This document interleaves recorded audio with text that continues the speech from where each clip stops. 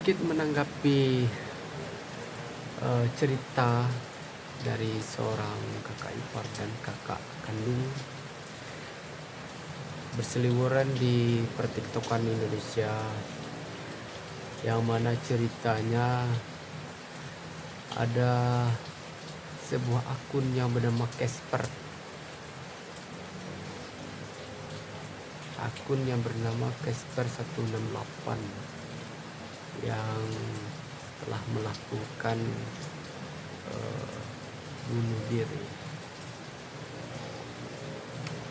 pada bulan Juni 2024. Sebetulnya saya belum lahir di TikTok Indonesia pada tahun itu, karena saya lahirnya tahun 2025. Cuman setelah saya aktif di TikTok Indonesia ini, di situ saya memperhatikan, guys. Dari awalnya saya nggak tahu yang namanya on cam, live, PK, kemudian ditambah lagi level-level kayak gitu kan. Ini level apakah itu, terus reward, diamond, dan gaji, bonus, dan agensi sebagainya. Saya belum tahu itu, guys. Maka di waktu itu, sebulan pertama saya perhatikan dan menyaksikan PK-PK. Ada lagi namanya room atau komal. Di situ orang sesama yang ada di komal itu saling berbagi gift sama komal-komal yang ada di room itu. Di sini saya sedikit memahami alur cerita, alur dari sebuah TikTok itu, guys, yang saya perhatikan. Karena untuk membeli sebuah gift itu, guys, atau koin itu, di situ dikenakan pajak. Saya perhatikan tuh pajak di situ, ya, guys, karena ada keterangannya pajak di situ. Berarti pembeliannya resmi.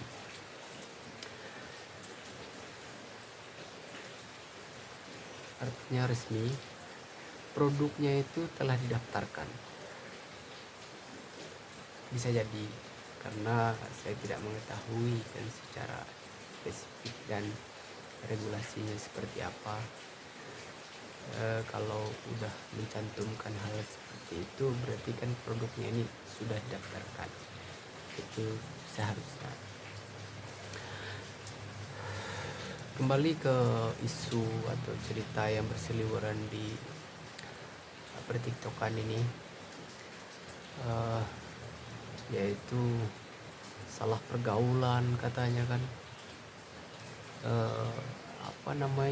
validasi, butuh pengakuan, sering dimintain tolong seperti itu. Yang menjadi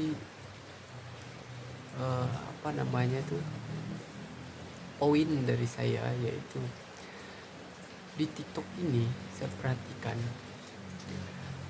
kalau Anda atau kawan-kawan siapapun itu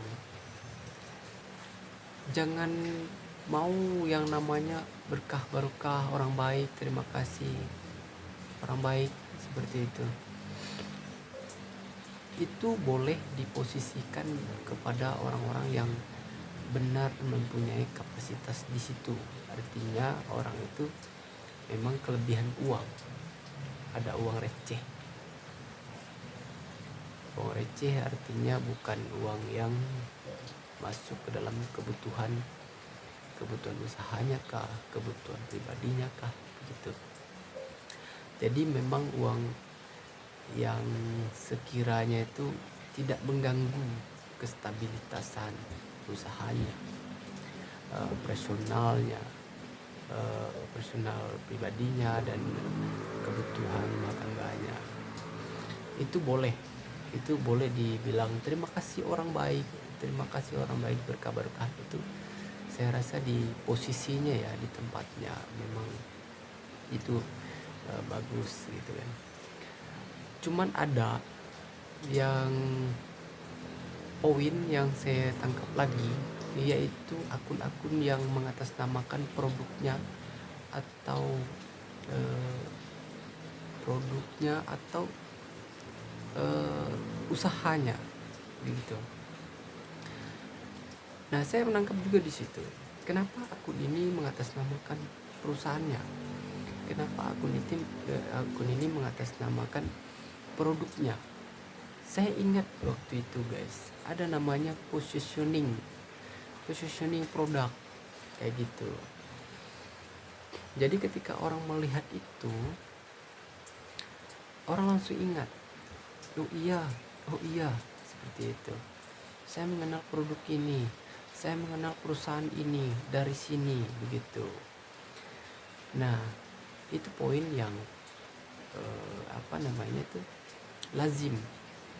Nah, munculnya spender itu ketika penonton di sebuah perpekaan atau sebuah acara di TikTok itu memenuhi syarat.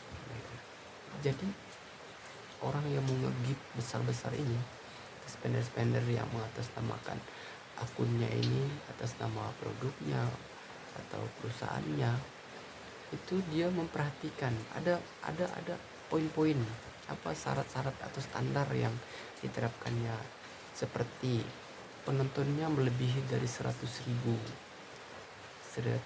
mata memandang gitu kan. Nah, di situ dia lempar. Nah, ketika itu nama akunnya akan diulang-ulang beberapa kali. Nah, itulah timbal balik darinya. Dari apa yang dia beri, dia dapat promosi di situ. Dan untuk menguatkan daya ingat orang tentang produknya dan tentang perusahaannya. Seperti itu. Adapun kalau untuk pencitraan itu untuk atas nama pribadi, itu bisa juga barangkali dia ingin menjadikan dirinya ikon seperti dia menjadi artis kah, kayak gitu, atau dia artis tuh maksudnya public figure ya. Bisa juga, tapi yang saya ketahui orang untuk menginikan dirinya sebagai ikon itu enggak begitu biasanya, tidak memberi kayak gitu kan, tapi membangun dengan video-video atau PT-PT yang menarik orang banyak. Nah, itu guys. Jadi untuk kawan-kawan yang yang mau berbagi gift gitu kan, berbagi koin di acara-acara komal kah atau perpekaan kah, begitu, harus pakai ini guys, jangan pakai ini. Kalau pakai ini itu cukup kepada Tuhan saja gitu guys. Kalau pakai ini nanti jalannya bisnis itu harus pakai ini, harus pakai pikiran gitu. Ketika saya beri, apa timbal baliknya, seperti itu guys. Harus berpikir seperti itu. Kita beri, nah apa yang kita dapat? Nama baik kah? Untuk apa nama baik ini? Dijual kemana? Seperti itu. Jangka waktu berapa lama? Seperti itu guys, ada hitung-hitungannya. Nah, ini di luar konteks orang yang mempunyai uang receh tadi ya, yang di awal saya sebutkan. Tapi kalau untuk orang yang bakar uang atau promosi, saya sebutnya atau promosi atau bakar uang, semacam akunnya bernama produk gitu kan, produk perusahaannya, atau akunnya bernama perusahaannya, itu dia memang mencari momen-momen seperti itu, momen orang berkumpul ramai gitu kan. Nah, itu wajar dan itu mungkin telah melalui tahapan-tahapan pengambilan keputusan gitu. Nah, untuk itu saya sedikit prihatin atau mengingatkan kepada teman-teman yang mau atau yang ingin melabel atau memvalidasi dirinya orang dermawan. Coba pikir-pikir gitu, apakah sudah seperti yang saya sebutkan tadi? Contohnya, dia berpenghasilan lebih dari kebutuhan operasionalnya sehari-hari, kebutuhan rumah tangganya, keluarganya, dan masih lebih begitu, dan masih lebih. Tabungannya cukup, penghasilannya rutin, dan masih lebih gitu. Nah, itu saya kasih validasi orang baik, bisa jadi. Tapi kalau untuk ini guys, udahlah, dia pas-pasan, ya kan, di dalam pun dicukup-cukupi, di luar pun marit-marit gitu. Janganlah, walaupun dilulukan begitu, jangan pakai hak, pakai ini gitu guys. Nah, bagaimana bang kalau misalkan saya hobi, katanya guys? Bagaimana kalau saya hobi itu memang mahal. Hobi itu memang mahal guys, mahal harganya. Mahalnya itu tidak terhingga. Karena apa? Karena hanya dia dapat merasakan, orang nggak bisa menilai gitu. Kecelakaan itu terjadi karena itu, hobi yang tidak dikontrol dengan ini gitu. Ini bisa jadi alat kontrol. Dibawa ngopi, dibawa ngerokok sebatang, langsung pikiran jernih gitu. Nah, ada lagi orang-orang baik yang dia masuk ke TikTokan itu tidak mencari hiburan, bukan tidak mencari hiburan, hanya mencari hiburan, tidak mencari kawin atau tidak mengadu nasib di pertiktokan. Contohnya gitu guys. Contohnya seperti saya kalau dibagi orang gift gitu kan, kasih orang koin gift kan, saya kumpulin tuh seberapa dapatnya, nanti saya kumpulin. Nah, untuk saya bisa dianggapnya itu maksudnya biar pengikutnya banyak begitu kan, biar digemari orang.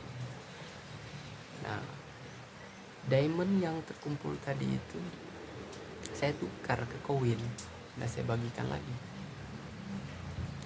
secara tidak langsung atau secara tidak disengaja atau secara tidak diduga-duga gitu kan. Dia naik dengan sendirinya. Begitupun pengikut naik dengan sendirinya. Naik 3 sehari, naik 5 sehari, naik 1 sehari gitu.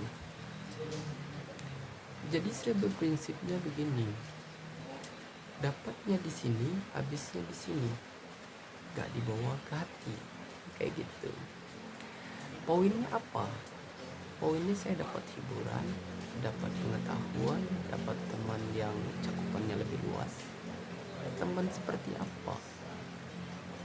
Teman yang di waktu itu saya dengar dan saya saksikan, baik visualnya ataupun ceritanya begitu. Begitulah guys, kadang-kadang kita harus jeli dalam memandang dan memikirkan apa yang kita pandang begitu.